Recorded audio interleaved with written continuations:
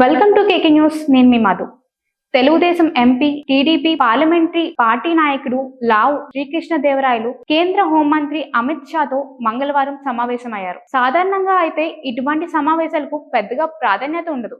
కానీ లావు శ్రీకృష్ణదేవరాయలు అమిత్ షాతో సమావేశం అయిన సమయం అంతకు ముందు రోజు అంటే సోమవారం లోక్సభలో లావు ప్రసంగం తర్వాత అమిత్ షాతో ఆయన సమావేశం కావడం రాజకీయంగా ఎనలేని ప్రాధాన్యతను సంతరించుకుంది. ఈ సమావేశం సందర్భంగా ఆయన పలు పత్రాలు అమిత్ షాకు అందజేయడమే కాకుండా వాటికి సంబంధించిన విషయాలను వివరించారు. లావు ఇచ్చిన పత్రాలను అమిత్ షా కూడా ఆసక్తిగా చూశారని, ఆయన వివరాలను శ్రద్ధగా విన్నారని తెలుస్తుంది. అయితే ఈ పత్రాలు ఆంధ్రప్రదేశ్ అభివృద్ధి కోసం కేంద్రం నుంచి అందజేయాల్సిన సలహా సహకారాల సంబంధించిన పత్రాలు కాదని విశ్లేషకులు అంటున్నారు. అయితే ఈ పత్రాలు ఆంధ్రప్రదేశ్ అభివృద్ధి కోసం కేంద్రం నుంచి అందజేయాల్సిన సలహా సహకారాలకు సంబంధించినవి కావని విశ్లేషకులు అంటున్నారు. ఈ సమావేశంలో లావు శ్రీకృష్ణదేవరాయలు లోక్సభలో తాను చేసిన ఆరోపణలకు సంబంధించిన ఆధారాలను అమిత్ షాకు అందజేయడమే కాకుండా మరోసారి ఈడీ దర్యాప్తు డిమాండ్ గట్టిగా చేశారని ఏపీ రాజకీయ వర్గాలలో చర్చ జరుగుతుంది. ఇటువంటి మరిన్ని అప్డేట్స్ కోసం కేకే న్యూస్ తెలుగు ఛానల్ ని సబ్స్క్రైబ్ చేసుకోండి.